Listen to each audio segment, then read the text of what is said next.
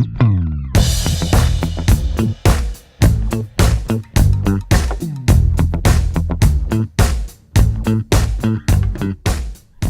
name is Charlton Singleton. I'm the Artist in Residence Emeritus here at the Gilliard Center, and welcome to another episode of Raising the Volume.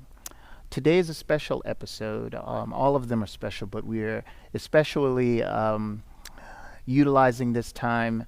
The Gilliard has launched itself into taking on the initiative of presenting a number of really important stories from here in the Low Country that are not just deemed local historical things. They're definitely along the national and in some cases international scale. The Gilliard is presenting a play about Robert Smalls, who is a native of Beaufort, South Carolina.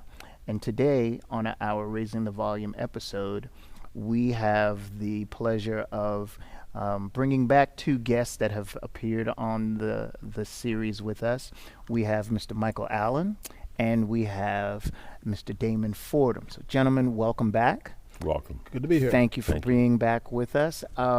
We've asked them to come and speak with us because of their unique expertise on Robert Smalls, being the historians that they are, and a part of this project that's being presented by the Gilliard Center. We thought it would be a good idea and fantastic opportunity to pick their brain about Mr. Robert Smalls and how important he is to society. So with that said, let's start this way. I'll ask Damon. I'll ask you first. Just in a nutshell, can you tell us, and shorten it up, because I know we can go forever on, just it could be a long thing, but who is Robert Smalls, just in layman's terms, too, for anyone that has never heard that name? Robert Smalls was born in slavery in Beaufort, South Carolina in 1839, and during the Civil War, he was, like many enslaved people, forced to serve the Confederacy, in his case as a boat pilot, and he's known for sailing his family and sneaking them aboard a Confederate ship called the Planter in Charleston Harbor and sailing them into freedom. But that's the extent to what most people know. But a lot of people don't know that during Reconstruction, he testified against the brutality of armed racist groups in Hamburg, South Carolina. He was also responsible for introducing legislation for starting the public school system in South Carolina, among other things. And he later led a fight to prevent the South Carolina legislature from making segregation a part of the Constitution, where in the short run, he was unsuccessful, but in the long run, it was a case of he lost the battle but won the war in the long run, you see, because what he did planted the seeds for the civil rights movement to come in South Carolina. Fantastic. Thank you for that. Michael, being a part of the Parks service for many years and being retired now, although I think you retired because you have too much to do, too much other things to do. How did the Park Service talk about and present anything that with regards to Robert Smalls? Well, ironically, you mentioned SC State. I began my journey with the Park Service in the summer of 1980. Like Damon, I had some knowledge of Robert Smalls before I began to work with the National Park Service. But I guess the intersection of the National Park Service and Robert Smalls and myself really stemmed from a temporary exhibit I did during Black History Month in my early career days. I was tasked of looking at someone who was transformational and whose impact had an impact then as well as now on our livelihood. And I selected Robert Smalls. Unfortunately, at that point in time, the Park Service really wasn't, quote, dealing with Robert Smalls or many other African Americans as a whole. And so I utilized that opportunity of developing this temporary exhibit with the Park Service out at Fort Moultrie. One, to introduce Robert Smalls to the traveling public, to show the relevancy that he had in our American journey, and three, the legacy and the impact. You know, the Park Service site of Fort Sumter was created in 1960. And in the legislation that created the park, it said very clearly that we should deal with the fort itself, those who engaged in the fort, and also any actions or activities that transpired within the harbor of Charleston Harbor. So just like Damon said, he passed by Fort Sumter Right. on his flight to freedom. So when I shared this with coworkers, there was some pushback because perhaps they haven't addressed that in the past. But I said the legislation said that we should deal with the environment of Charleston Harbor. And so that was my first foray with Robert from an exhibit historical perspective. And I think that was kind of a baptism for the Park Service as well. Got it. All right, we're going to come back to some of the other work that the Park Service did, with regards to Robert.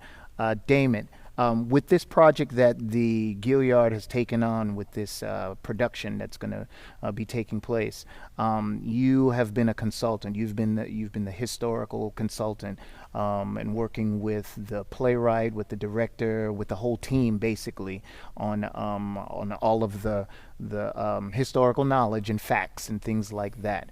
Can you give us any sort of background about Robert and his family growing up? I mean, he basically became this very powerful, very knowledgeable, very smart, person. And a lot of times, we see that that kids sort of grow with that within their family. Can you tell us any background about his family?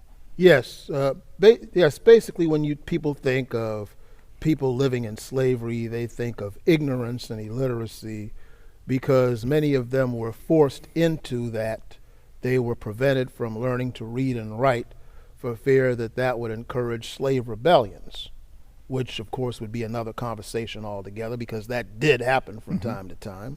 But Robert Small's mother, Lydia, even though she could not read and write, she was very observant of a lot of what went on around her, because you see, during slavery, you had what were known in the time as house slaves. Whereas out in the fields, they're out there working, and all they saw was the fields. And they basically retained what African culture they had, because learning of their new culture was cut off from them. Whereas Lydia, having grown up working in the house, she overheard the conversation of the slave owners and such, and was able to learn about the world around her and understand, there's more to our existence than this. And she passed that on in talking to young Robert. And Robert, also working in a place like Beaufort and later Charleston, he would hear about people such as the great Frederick Douglass, who educated himself during slavery to would eventually become a consultant to Abraham Lincoln on behalf of the freedom of his people and such, and who Douglass admired as a young man and who would befriend as an older man and such. All of these things inspired young Robert to understand that life intended more for him and his people than slavery. So he would go on, after he did his adventure with the ship The Planter, to, as did Frederick Douglass, encourage Abraham Lincoln to enlarge his policy on black people and allow them to serve in the Union Navy and the Union Army, and of course leading to the issue of emancipation. And during that same time, he hired tutors to teach him how to read and write, and he realized that it would be that in those days, if you were wealthy, you would get an education, but if you weren't, you were out of luck, and they had a few underground schools for free black people here and there. He took that to the next level, and when the Reconstruction period came in, where black people briefly had their voting rights during the 1800s, he used his position to encourage a public school system to be set in South Carolina, so that not just the wealthy, but everyone would have the right to learn to read and write and become educated. But you see, that flew in the face of the plans of the people who ran South Carolina of keeping a permanent illiterate class of cheap labor, and those were the main people who would become his antagonists. Interesting. Accurate. Interesting. um, Now, being that, like you said before, between Beaufort being his place of birth Mm-hmm. and hearing about things in Charleston, and knowing that, with the Park Service and all of the areas that they cover, I'm imagining that. Well, I know for a fact that there are some historical, sites and things and landmarks. Um, can you tell us any more about some of these places that, like his home, or there's a marker here in Charleston for him as well? Well, I think if I pick up what Damon was saying Go ahead. about his life and legacy and history, and the fact that we have to establish here on the stage that the era of Reconstruction, the transformation that took place then during that period of time, the optimism for some folks that was there, and the choices that people could make.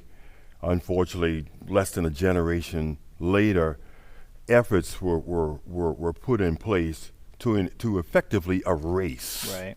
and to say very clearly that Reconstruction did not occur, that it was not fruitful, it did not advance the cause of America, and it was a time in which some parts of our American experience was turned upside down. Right. So we have to say that as a foundation. Mm-hmm. And I say that I was fortunate enough in December of 2000 to journey down to Beaufort and to meet with folks from the greater Beaufort community to have a conversation about Reconstruction. However, ironically, at that meeting was the Secretary of the Interior, Bruce Babbitt, and Dr. Eric Foner, who is known, I guess, as the Dean of Reconstruction. Mm-hmm. And both of those men said to us very clearly, one, Reconstruction matters, and it did matters.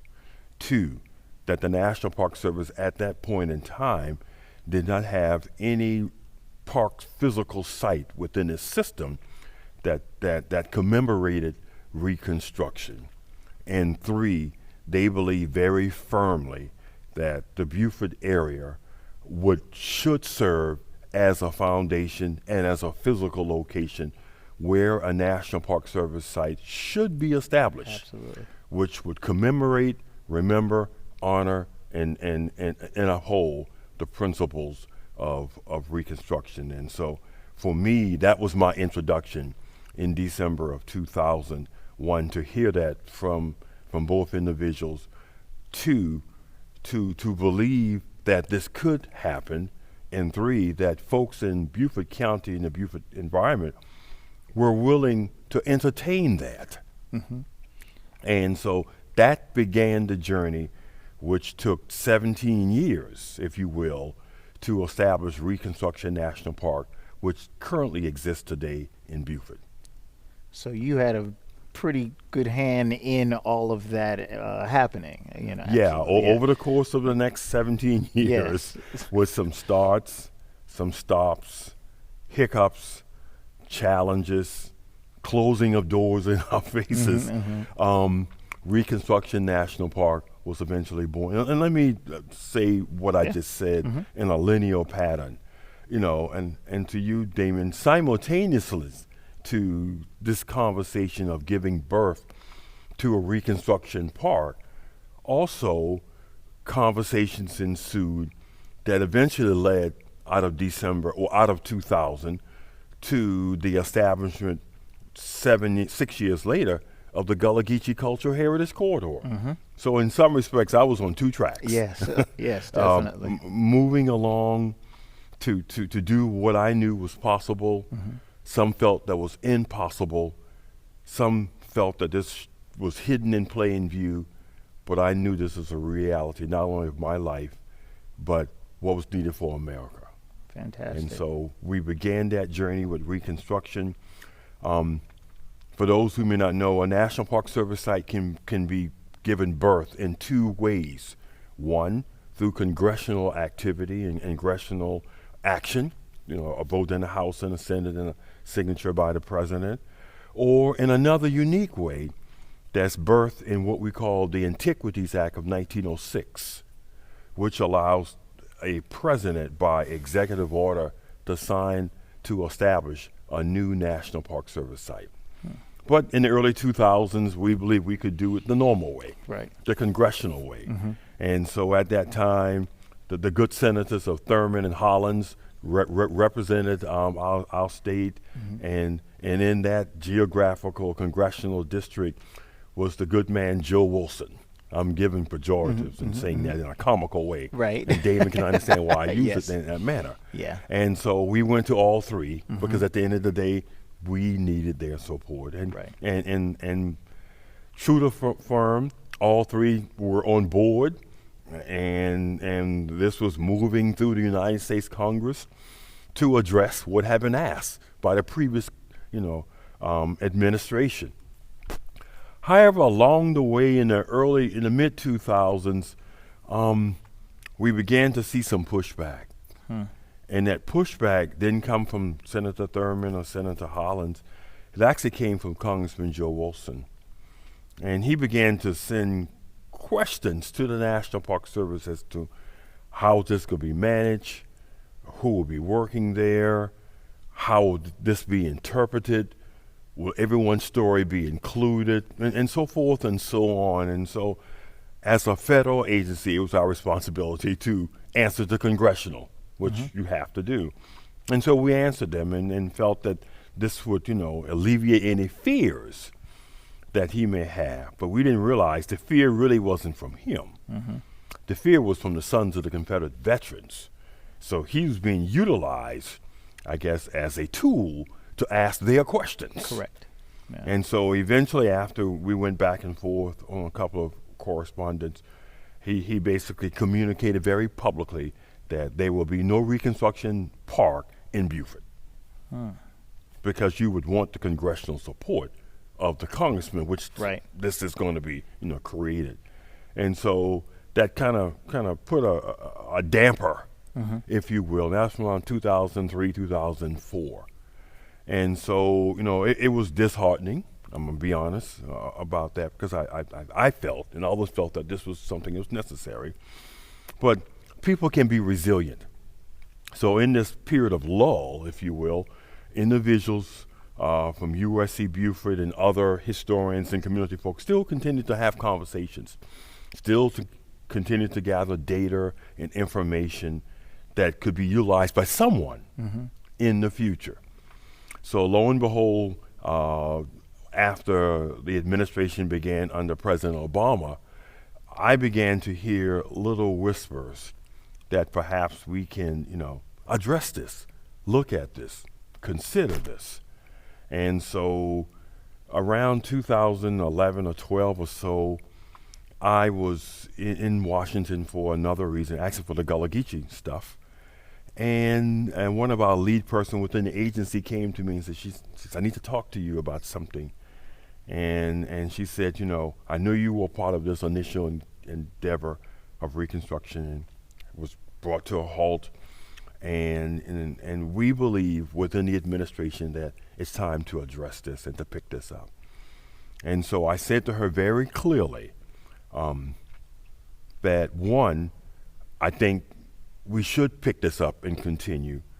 I told her, secondly, that I thought that the Park Service in some places was a little bit nervous about the tasks that had been given to them. And I said, if you're asking me to be a part of this endeavor for a second time, I'm willing to do it. I'm going to bring our A game. Right. And we're going to be successful Right. this time. And I said, that's my promise to you. And I left it like that. And so we moved forward. The Park Service, really picked up the ball, began to engage other historians to look at this, began to look at other community leaders in that area to see how this can be worked out. I managed to take around the Beaufort area some of our senior leadership individuals from the Park Service. And by 2015, 2016, the Park Service really was moving forward.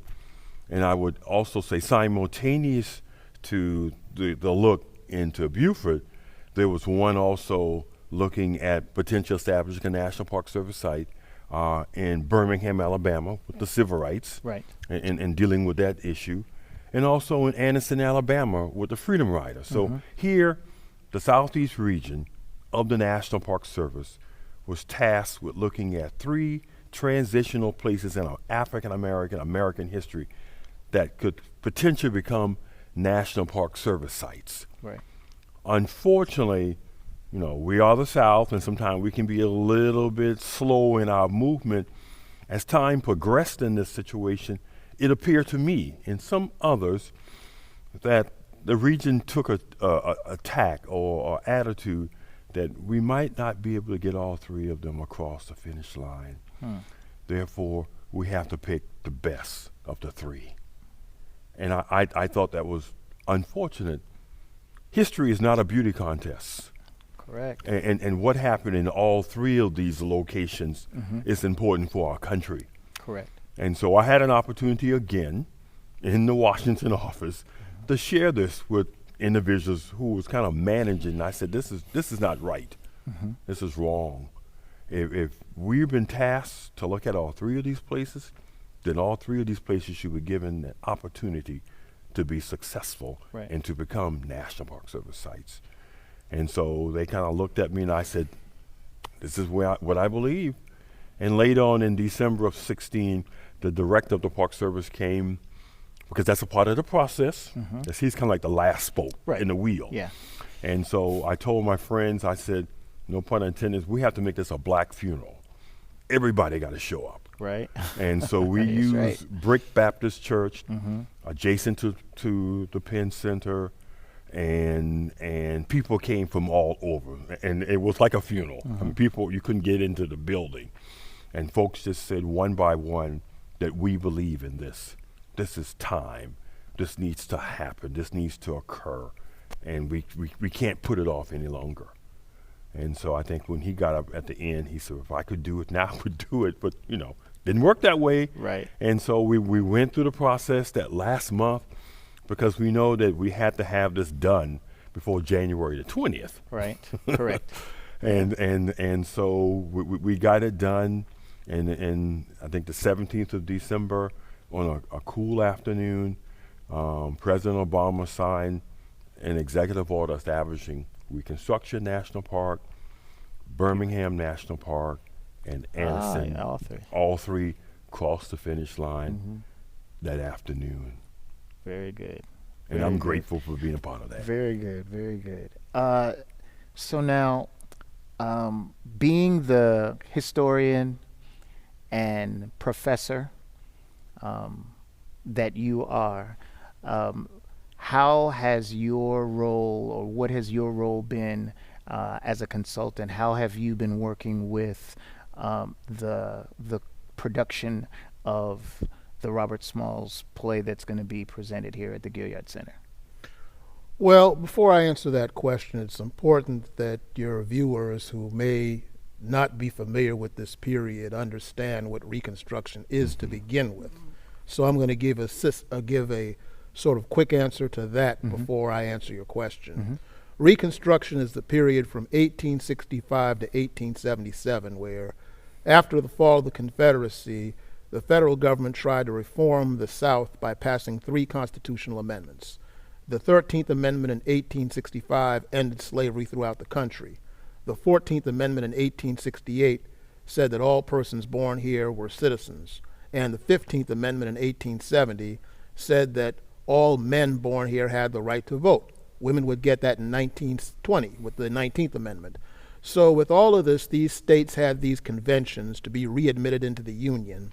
And among them was the South Carolina one, where from January to April of 1868, over by where the Julius Waties Waring Judicial Center is today, 76 blacks and 48 whites gathered to rewrite the Constitution of South Carolina into the most progressive the nation had seen up to that time, calling for such things as discrimination laws being stricken from the books, women would be allowed to divorce abusive husbands, there would be state hospitals and mental institutions, no one would go to jail for debt, and Robert Smalls on January 23rd, 1868 said that all children between the ages of 7 and 14 must attend public school at least 6 months a year under penalty of noncompliance. Okay, and also called for the desegregation of the University of South Carolina. Okay, and Henry Hayne from Bennettsville became the first black student. Now, with all of this led to resistance. In Pulaski, Tennessee, in December 24th, 1865, 6 Confederate veterans gathered at the county courthouse to form the Resistance Army Against Reconstruction, naming themselves after the Greek word for circle and the Scottish word for family, Ku Klux Klan. And so this led to bloody warfare in the South during the time that you saw advancements such as in Louisiana in 1872, there was the first black governor, Pinckney Benton Stewart Pinchback, who also established Southern University. In South Carolina, over 300 African Americans were in public office, including the first black lieutenant governor of our state, Alonzo Jacob Ransier, from 1870 to 1872, and Richard Howell Gleaves from 1873 to 1877, right? Mm-hmm. So for a while, it seemed like a golden age, but the forces of violent reaction caused the North to turn away from this, and with the Tilden-Hayes Compromise of 1877, they ended Reconstruction, and the ex-Confederates retook basically the South back and began to establish segregation laws, which incidentally in South Carolina, during the congressional session in 1895, 6 brave black leaders, William J. Whipper, black lawyer on Broad Street, Whipper. Thomas Miller, the founder of your alma mater, South Carolina State University, James Wigg and Isaiah Reed, 2 black lawyers from Beaufort, and Robert Anderson, a black teacher from Georgetown. They fought vociferously and eloquently against that in the State House, along with the great Robert Smalls. That's in my current book, The 1895 Segregation Fight in South Carolina. So while they lost, one of the things about that was that the Daughters of the Confederacy under Mildred Rutherford down in Georgia went on a national campaign to erase things like this from the history books taught in the classrooms, to replace it with pro-Confederate pseudo-history, to quote, put these bad times behind us, okay?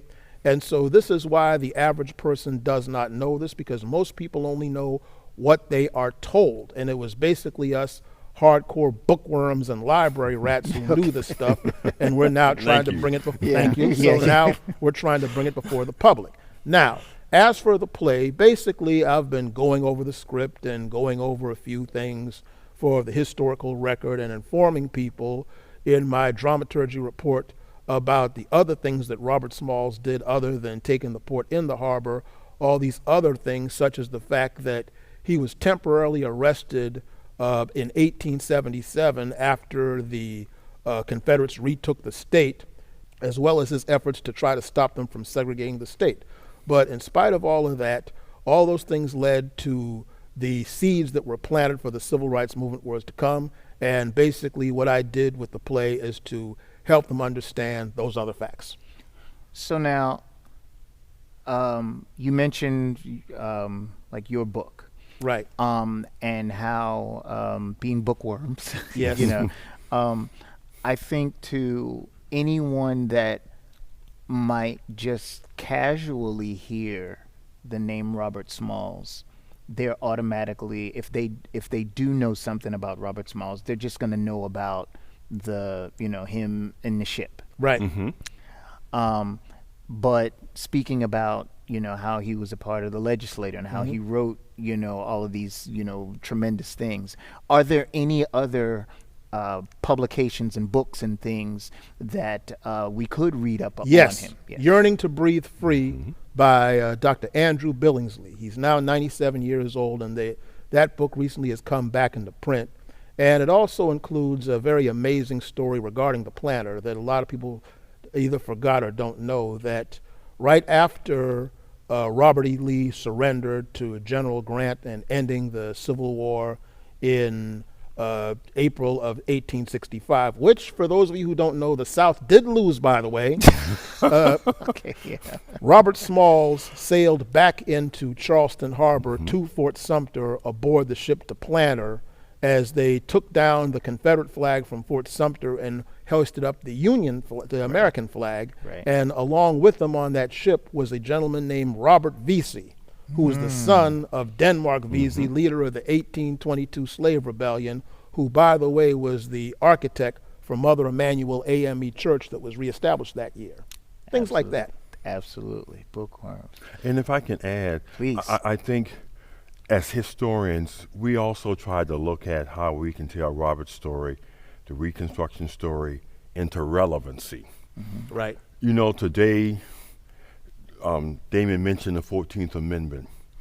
We never think about the 14th Amendment, but the 14th Amendment now is all intertwined in our whole political discord, because the 14th Amendment said that individuals who have been engaged in insurrection against the United States should be disqualified from running in office. So now that question is before us in our 2024 election. Article 3.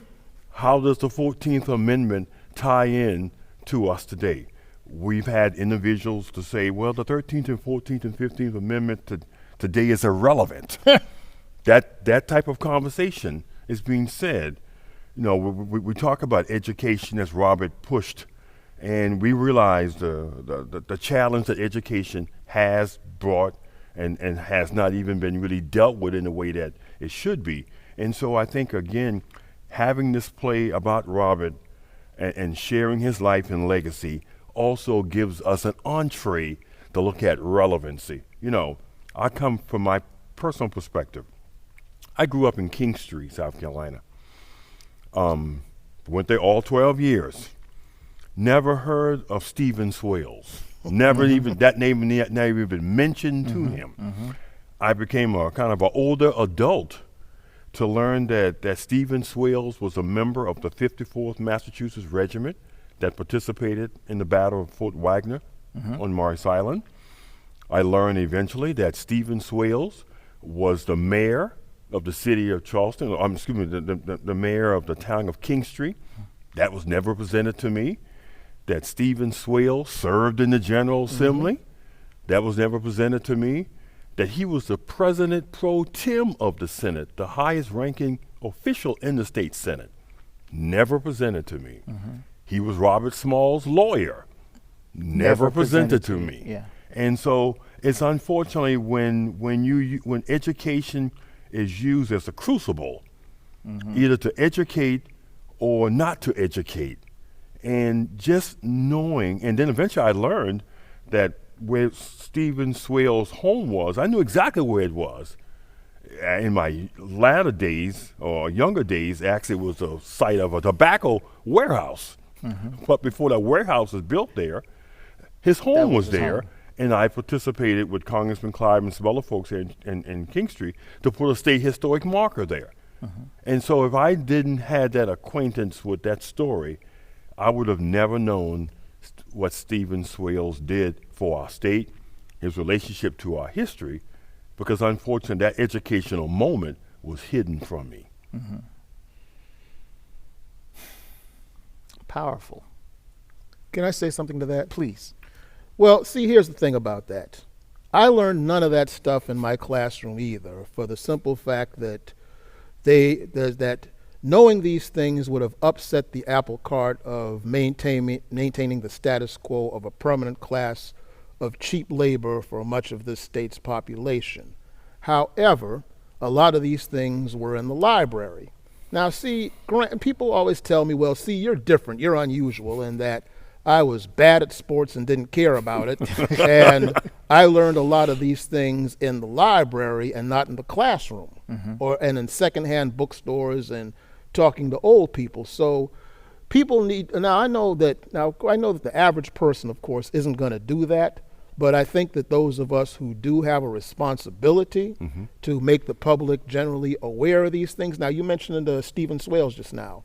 His story would have been completely lost to history had the guy who had written the book not found an abandoned trunk of his papers along the side of the road. By a sheer accident of history, he happened to find all of that and write the book.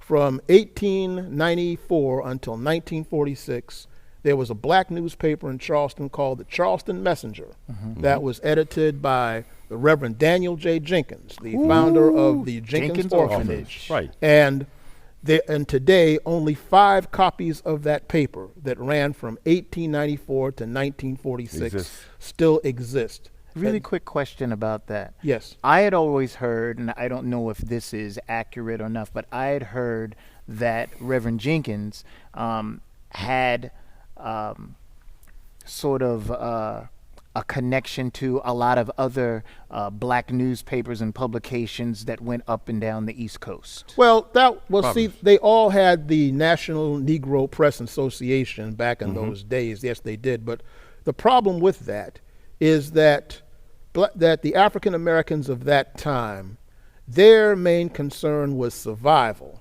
and not the preservation of the history and so forth. So a lot of those papers were not saved in libraries, such as how you have like the Charleston News and Courier / Post and Courier. Every issue from 1803 to the present day exists. Since the focus of black people was survival, you have situations that in my birthplace of Spartanburg, for example, they had a black newspaper called the Hub City Observer. Only 3 issues from 1929 still exist in the Spartanburg County Library, because when people finished with them, they threw them away. And when those papers went out of business, well, they threw what they had away. And so much of African American history was thus forever lost to the graveyards, and it's for up to those of us who have the tenacity to look for what little is left of this to bring this out there before the general public. And I think, having this opportunity to have a discord and a conversation about Robert Smalls, I think speaks to what Damien said. I'm just being real, we're living in perilous, challenging times. Often I wake up and I have to ask myself, am I in 2023 or I'm in 1876? Because the things that I see as a historian, I understand these things transpired and happened, not only just in our lives today, but during the period of Reconstruction. I can wake up and think that way, probably Damien can, but for most of our friends and family and countrymen here in the Low Country that may not have any knowledge or very little knowledge of history, they wouldn't know that the things that they are seeing is what people saw a century and a half ago. Yeah. And so it makes our responsibility, Correct, the mantle that we carry, even greater. When I did retire, I said, well, I can just go home now and sleep. I can rest, just lay out on the couch and so forth. Not quite. And it was told to me very clearly, you need to get up off that couch and get back out here, because these are the things that you've done. And I think for both Damien and I, we believe that we have a place in telling these stories. You're blessed to be where you are, helping to shape this place. Because I realized that, as I said before, often these edifices, these buildings, didn't also treated us well. Correct. So we got to say that from the outset, even down to where this edifice sits and who was here first, and the tragic nature that transpired in transforming what we have here. But because you recognize that, and that's important to be communicated, then you're willing to step up and say, this may be a part of our past. This may be some of the sins of our past, but we want to atone for that in addressing this. Right. And so I think that's the work that Damien and I and others are doing, getting folks to look at things that they may have been involved with, things that they may have done that may have had tragic outcomes, but we can change the narrative. Well, gentlemen, I appreciate... Can I say something else to that? Yeah, go ahead. Very quickly. Well, see, another reason why this kind of thing is important in telling these stories is that 2 things. When Marcus Garvey, who was the great leader of black nationalism back in the 20s, when he was arrested on a trumped-up charge of mail fraud, the story goes that as he was being carted off to jail, somebody said, "I see they caged the tiger." And he replied, "They may have caged the tiger, but my cubs are running loose." And it turned out that that was accurate because the young generation who was inspired by Marcus Garvey, Jomo Kenyatta of Kenya, Leopold Senghor of Senegal, Kwame Nkrumah of Ghana, and Nelson Mandela of South Africa, took what they were inspired by Garvey to the next level to liberate their countries. Okay? 1935 in India, the great Dr. Benjamin E. Mays and Mordecai Johnson of Howard University and the great black theologian Howard Thurman went to India to meet with Gandhi. And they said, "Great one, what can you do to help us help the Negroes in America?" And he said, "Well, I wish I could, but this has to work here first." And so at first they said, "Oh, well, we're sorry to have bothered." He said, "No, no, no, no." He said, "It may be through the Negroes of America," in the language of that time, "that the world can understand what I'm trying to do." And they didn't understand that. So 13 years later in 1948, Dr. Mordecai Johnson and Benjamin E. Mays were telling that story to a class at Morehouse, and in that audience was an 18-year-old who listened by the name of Martin Luther King. Right. So I say all that to say that it is my hope that in telling the stories of people like Robert Smalls and hopefully others that they'll learn about, such as Abraham Galloway of North Carolina, Bishop Henry McNeil Turner of Georgia, and other great forgotten heroes and sheroes of our history, that they will be inspired to take up that mantle and move it on to the next level, so that these leaders may be dead or in jail as tigers, but their cubs will run loose and take it up to the next level. Well, I appreciate the mantle that you all have taken up, that you all sit up upon, that you all preach and teach to the rest of us. It's definitely information that I think we all need to know, we all need to hear, we all need to understand, we all need to speak about and engage with about. It's funny, unfortunate, honest, how a lot of the things back then have come back around. And knowing how those things started and how they worked and could work, and unfortunately were dismantled in some cases, how those things could still work today. So I thank you for y'all's charge and for what you do. And thank you again for being on our program. It's always a treat for me to listen to you all talk. I feel like I can just say, welcome to the show, Damon, welcome to the show, Mike, and just sit back and just listen to you all go. It's very educational, and I appreciate you both. Thank you for being with us. Thank you. Thank you for having us. Thank you very much, and we'll see you on the next episode.